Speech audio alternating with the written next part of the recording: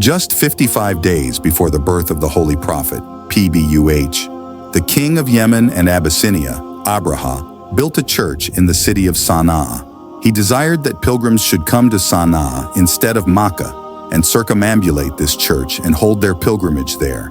This was very displeasing to the Arabs, especially the Quraysh. Consequently, a person from the Quraysh tribe of Banu Kinanah, in a fit of rage, traveled to Sana'a and desecrated Abraha's church by urinating and defecating in it. This action infuriated King Abraha, and he vowed to destroy the Kaaba. With this intention, he set off with his army, which included many elephants, the foremost of which was a massive elephant named Mahmood. Abraha marched his army towards Makkah and seized all the animals of the Makkah residents, including the camels of Abdul Muttalib. Abdul Muttalib, who was the grandfather of the Prophet Muhammad, PBUH, the custodian of the Kaaba, and the leader of the people of Makkah, was a very imposing and dignified man.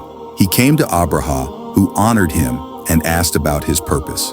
Abdul Muttalib replied, "I want you to return my camels." Abraha expressed surprise, saying, "I have come with an army to destroy your Kaaba, which is a sacred and revered place for you and your ancestors. Yet you only speak to me about your camels?" Abdul Muttalib replied, "I am the owner of my camels, so I am concerned about them. The Kaaba has its own Lord who will protect it. I am not worried about it." Abraha returned his camels, and Abdul Muttalib instructed the Quraysh to take refuge in the mountains and hilltops.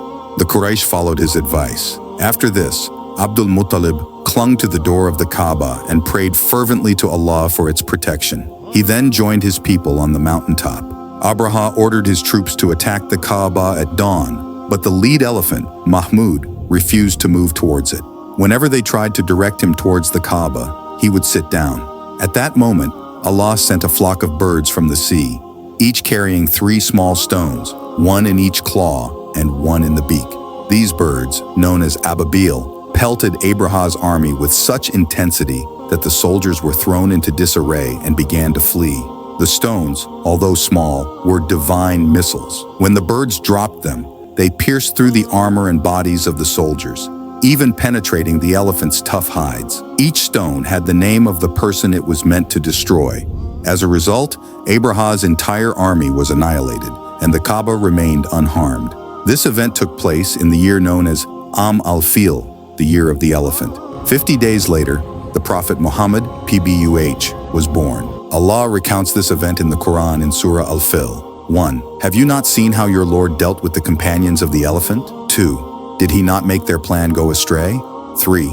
And he sent against them birds in flocks. 4. Striking them with stones of baked clay. 5. And he made them like eaten straw.